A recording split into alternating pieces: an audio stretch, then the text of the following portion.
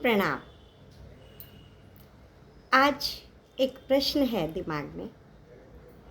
पुण्य प्राप्त करने के लिए हमें क्या क्या करना चाहिए या हम क्या कर सकते हैं? मेरे विचार से, मेरी समझ से, हृदय की पवित्रता और निस्वार्थ भाव से किया हुआ जो कार्य है वह पुण्य कहलाता है। या आपके द्वारा किया गया कार्य अन्य व्यक्तियों के लिए वरदान सिद्ध हो तो वह पुण्य कार्य की श्रेणी में आता है। पुस्तकों में या संतों के मुख से 11 प्रकार का पुण्य बताया गया है, परंतु 5 प्रकार का जो पुण्य है वह बहुत ही महत्वपूर्ण है और हम अगर उसे अपने जीवन में चरितार्थ करते हैं तो हमारे अनेक प्रकार के कष्ट और संघर्ष समाप्त हो जाएंगे और हमारा जीवन सरल हो सकता है। जिसमें सबसे पहला जो पुण्य है वह है अन्य पुण्य। भूखे व्यक्ति को निस्वार्थ भाव से भोजन कराना इस पुण्य के अंतर्गत आता है। यदि हम किसी भूखे व्यक्ति को नम्रतापूर्वक भोजन कराएं तो वह सबसे बड़ा पुण्य कहलाता है। वह पूरे दिन का आपका सबसे बड़ा पुण्य होगा। उसके बाद शयन पुण्य। अगर निराश व्यक्ति को, असहाय व्यक्ति को, अनाथ व्यक्ति को आश्रय दिया या किसी पशु पक्षी को स्थान दिया तो यह भी बहुत ही बड़ा पुण्य कहलाता है। अर्थात हम इससे समझ सकते हैं कि बेघर व्यक्तियों को सहारा देना भी बहुत ही अधिक महत्वपूर्ण पुण्य के अंतर्गत आता है। तीसरा पुण्य है वचन पुण्य।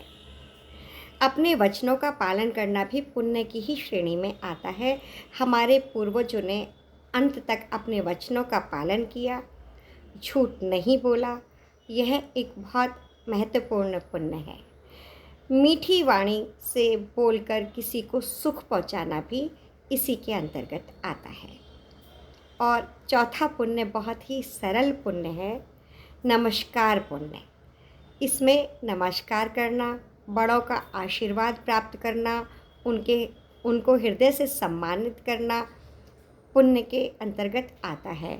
और यह एक चमत्कारी पुण्य है क्योंकि इससे हमारे जो पाप हैं वह पुण्य में परिवर्तित हो जाते हैं। पांचवा महत्वपूर्ण पुण्य जो है वो है मन पुण्य। मन को पवित्र रखकर कार्य करना, ईर्ष्या द्वेष न रखना, झगड़ा या फसाद से दूर रहना, प्रत्येक के लिए अच्छा सोचना मानव सेवा का सबसे महत्वपूर्ण उदाहरण है। सबसे स्नेह करें और बदले की भावना ना रखें, यह इस पुण्य के अंतर्गत आता है। केवल एक बात जो हमें सबसे बड़ा पुण्य दिला सकती है वो है हमारे मन की पवित्रता, सच्चाई। इसमें हमारा व्यवसाय न आए, केवल निस्वार्थ मन ही होना चाहिए। बहुत सरल शब्दों में हम इसे कैसे समझ सकते हैं, एक बहुत ही संक्षिप्त चर्चा अभी शेष है। इसे पूरा करने के लिए मैं आपसे बात करूं। अगर आपको कुछ भी पूछना है तो आप कमेंट्स कर सकते हैं। अगर आपको इस विषय में कोई नई बात पता है तो वो भी आप कमेंट करके मुझे बता सकते हैं। अपने सास ससुर, अपने माता पिता का यथासंभव आदर करें और उनकी सेवा करें। अपने सभी रिश्तेदारों को ईमानदारी से निभाएं, उनका आदर करें, उनका सम्मान करें। विद्यार्थी जीवन में सिर्फ पढ़ाई करें। घर की लड़कियों को, माताओं को, बहनों को सम्मान करें और उनकी रक्षा भी करें। दीन दुखियों और अपंग जनों की सेवा करें। प्रातःकाल उठकर स्नान करके पूजा अवश्य ही करें। बालकों को लाड़ करें, उन्हें प्रताड़ित बिल्कुल ना करें। प्रसन्न मन से दान करें। किसी के दबाव में दान का कोई महत्व नहीं है। दुखी मन से दान करने का कोई भी महत्व नहीं है।